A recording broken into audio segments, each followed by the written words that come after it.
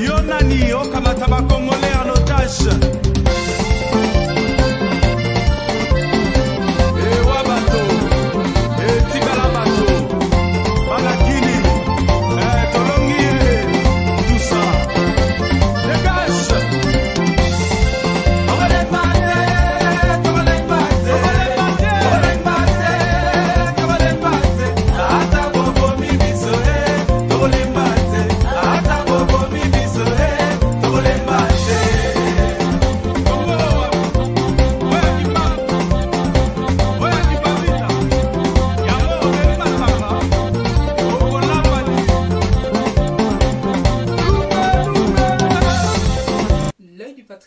Du 1er novembre 2021 à lire sur www.apareco.fr. Jeu de dupes et messe noire de Mbanzangungu à Brazzaville. RDC, bientôt un Sun City 2.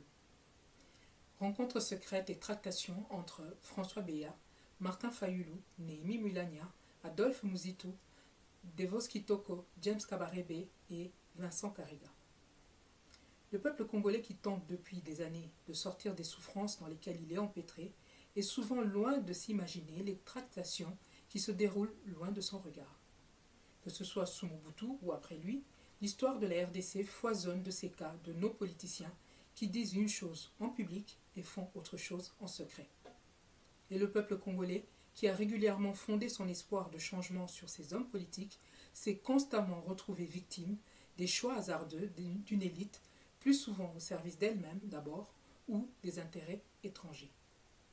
Les Congolais ont régulièrement appris, à leurs dépens, que pour atteindre leurs objectifs, ces hommes et ces femmes n'ont pas hésité à nouer des alliances contre nature, allant parfois jusqu'à hypothéquer l'avenir de la RDC et celle des Congolais eux-mêmes. Il suffit par exemple d'observer le parcours de Félix Tshisekedi pour arriver coûte que coûte au premier plan de la scène politique congolaise, pour constater cette parfaite illustration du double jeu permanent et dangereux de certains politiciens congolais. Voilà pourquoi la tragédie qui persiste en RDC aujourd'hui, avec un processus d'occupation en cours et un risque réel de balkanisation du pays, ne peut que nous inciter à plus de vigilance que jamais. Lorsque M. Honoré Ngwanda a alerté au sujet des rencontres et des arrangements entre Félix Tshisekedi et Kabila, directement entre eux, ou via divers intermédiaires avec des rencontres à Ibiza, Venise, Bruxelles, etc., nombreux sont les Congolais qui en avaient douté. La suite des événements a pourtant donné largement raison à M. Honoré Ngwanda. Et oui, certains de nos compatriotes ont malheureusement un peu trop tendance à croire que ce qu'ils ne voient pas ou ne savent pas n'existe pas. Aujourd'hui, le président national de la Pareco est décédé, mais son réseau continue à fonctionner. Et ceux d'entre nous qui travaillons directement avec lui à l'intérieur comme à l'extérieur du pays, nous sommes déterminés à poursuivre sa mission et à nous battre jusqu'au bout pour la libération totale de la RDC sans compromission. C'est pourquoi nous continuerons chaque fois que c'est nécessaire d'alerter les Congolais des dangers qui se profilent contre eux ou contre notre pays, la République démocratique du Congo. Lors de notre précédent article, nous avions déjà annoncé que nous suivions de près les tractations de certains politiciens congolais, particulièrement avec les émissaires de Kigali. Nous avons poursuivi ce travail. C'est ainsi que notre rédaction a été alertée depuis des semaines au sujet des messes noires organisées à Mbanzangungu le 8 octobre dernier, puis à Brazzaville à l'hôtel Mongali le week-end du 17 octobre 2021. Nous livrons ci-dessous à nos lecteurs un résumé de ces entretiens. Si le peuple congolais ne se décide pas à imposer ses propres objectifs selon ses propres intérêts, la RDC sera condamnée à revivre constamment les mêmes scénarios. Car, à l'abri des regards, les acteurs politiques les plus en vue du pays s'activent déjà dans l'un de leurs exercices favoris, à savoir le jeu de dupes. Sous-titre: Félix Tshisekedi, le président des selfies et des promesses. Après son humiliation historique aux États-Unis, Tshilombo s'agrippe la Kagame et cherche des rapprochements avec la Russie et la Chine.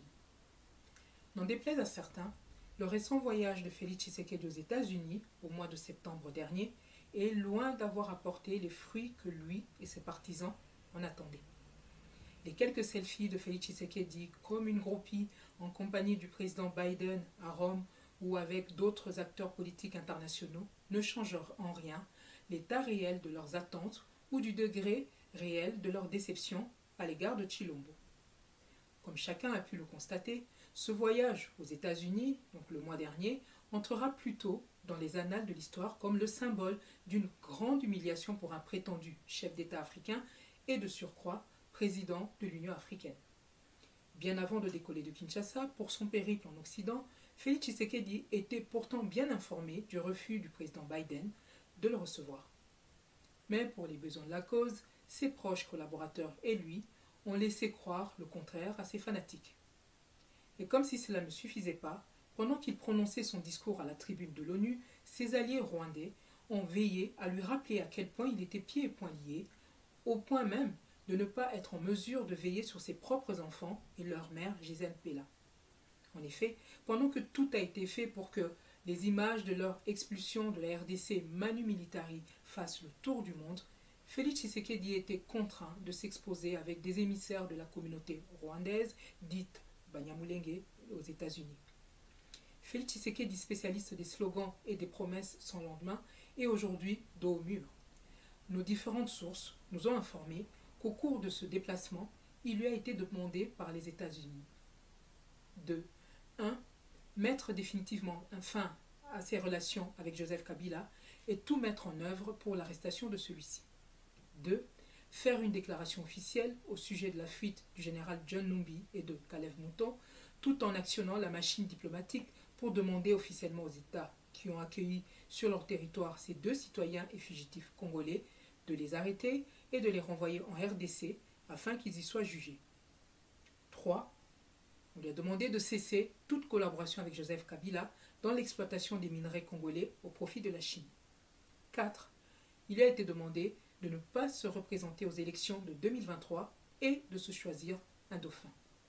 Ainsi, force est de constater que faute d'avoir réussi à déboulonner Joseph Kabila, Félix Tshisekedi est en voie d'être déboulonné lui-même. C'est donc un peu sonné par la série de portes occidentales qui lui ont été claquées au nez, puisqu'il a aussi essuyé un refus de la part du Vatican où il espérait être reçu. C'est donc après cette série de refus que Félix Tshisekedi et ses proches s'agrippent plus que jamais à Kagame pour se maintenir au pouvoir.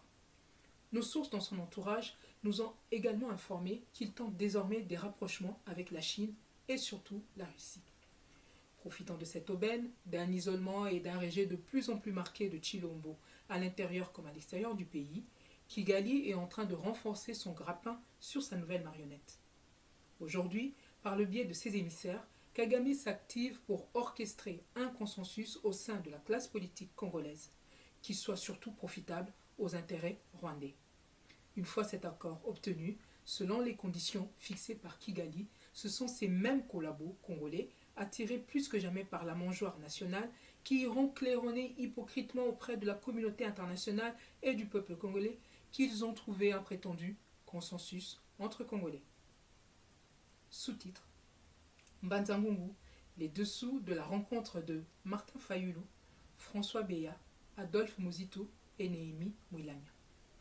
C'est dans ce contexte que l'œil du patriote a suivi les discussions qui se sont déroulées à Mbanza-Ngungu dans le Congo central le vendredi 8 octobre 2021, soit la veille du dernier meeting de la MOUCA à Kinshasa, entre donc Martin Fayulu, Adolphe Muzitu, François Beya et Néhémie Mouilagna du FCC dans une propriété d'Antoine Gonda, comme vous le savez, qui est un proche de Joseph Kabila.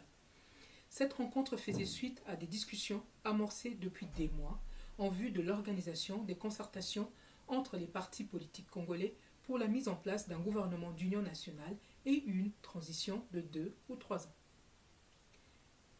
Premier point, l'objectif pour Félix Tshisekedi, représenté par François Beya, était de se maintenir au pouvoir, malgré les réserves de la communauté internationale et en comptant sur l'appui de son nouvel allié, Paul Kagame. Faisant la sourde oreille aux injonctions américaines, Félix Tshisekedi a envoyé son conseiller spécial à Mbanza-Ngungu avec mission de négocier un glissement en sa faveur avec donc la MOUCA et le FCC. La réponse de Martin Fayulu a été de rappeler qu'il avait lui-même initié cette idée à travers sa proposition de sortie de crise et il a confirmé qu'il était d'accord pour l'organisation d'un dialogue national en vue de concrétiser ce projet. Dans un tel contexte, Martin Fayulu a annoncé qu'il serait prêt à accepter une transition de 2 ans et la formation d'un gouvernement d'union nationale dont il serait lui-même le Premier ministre. Mais lors de ces tractations, le point d'achoppement est surtout venu de la position du FCC qui s'est avérée différente de celle de l'UDPS, son allié habituel. Représenté par Néhémie Mulania, le FCC s'est montré particulièrement gourmand et a exigé plusieurs secteurs clés, à savoir la primature, la défense nationale, les finances et les affaires étrangères. Félix Tshisekedi, par la voix de son émissaire François Beya, a fait savoir qu'il n'adhérait pas à la position du FCC. Les discussions se sont néanmoins poursuivies. Le FCC et Félix Tshisekedi ont recommandé à Fayulu et Muzito d'accepter le soutien de Kigali via Joseph Kabila, Kagame et Museveni de l'Ouganda. Une consigne secrète a également été convenue pour que Jean-Pierre Bemba soit tenu à l'écart de tous ces projets. Enfin, comme lors de sa rencontre avec James Kabarebe, Martin Fayulu a également insisté auprès de François Beya pour que Félix Tshisekedi respecte ses engagements. Débutée à 14 h, la rencontre a pris fin à 17 h 20. Sous-titre: Tractation à Brazzaville pour la mise en place d'un gouvernement de transition en République démocratique du Congo. Rencontre entre James Kabarebe, Vincent Karega, François Beya, Justin Nzun, Devos Kitoko et Blanchard Mungomba. À peu près une semaine après que les ténors des partis politiques ici des Nouvel Élan et FCC se soient rencontrés à Mbanza-Ngungu avec François Beya, l'émissaire de Félix Tshisekedi, une nouvelle rencontre a été programmée, à Brazzaville cette fois-ci, le week-end du dimanche 17 octobre 2021 avec leurs représentants respectifs, Justin Nzun pour le FCC, Devos Kitoko pour les CID et Blanchard Mungomba pour le Nouvel Élan. Cette rencontre s'est déroulée en présence de 2 émissaires de Kagame, l'ambassadeur rwandais Vincent Karega et le général James Kabarebe. L'objectif est resté le même qu'en Mbanza-Ngungu, c'est-à-dire la mise en place d'un gouvernement d'union nationale en vue d'une transition politique en République démocratique du Congo, précédée par un dialogue intercongolais entre Félix Tshisekedi et l'opposition, un dialogue donc similaire au dialogue de Sun City de triste mémoire. Lors de ces entretiens, les délégués de Fayulu et Muzito ont clairement souhaité que Félix Tshisekedi convoque un dialogue visant à créer les conditions pour des élections démocratiques et transparentes. Le groupe de la MOUCA, dont la position a sensiblement évolué depuis la rencontre de Mbanza-Ngungu, a proposé la mise en place d'une transition de 3 ans avec comme animateur Félix Tshisekedi à la présidence, Martin Fayulu comme vice-président et Adolphe Muzito comme Premier ministre de la transition. Le groupe mixte de Kingakati représentant à la fois Kabila et Tshisekedi, via Justin Nzun et François Beya, a estimé que le poste de vice-président devait revenir à Azarias Ruberwa. Ils ont proposé la création de 2 postes de vice-président, l'un en charge des questions administratives et des réformes et l'autre en charge essentiellement des problèmes sécuritaires. Les 2 délégués rwandais, Karega et Kabarebe, ont particulièrement appuyé l'idée du retour d'Azarias Ruberwa aux affaires comme garant des intérêts rwandais. James Kabarebe s'est adressé directement à François Beya en lui recommandant que Félix Tshisekedi accorde l'attention voulue à ce dossier. Les 2 délégués rwandais ont également demandé aux délégués de la MOUCA de faire part à Fayulu et Muzito de la recommandation de Kigali pour qu'ils acceptent Denis Kabdima comme président de la CENI. Mais là, les secrétaires généraux Blanchard, Mungomba et Devos Kitoko ont répondu négativement à cette requête rwandaise. Ils ont dit être d'accord pour une transition, mais pas pour qu'on leur impose M. Kadima.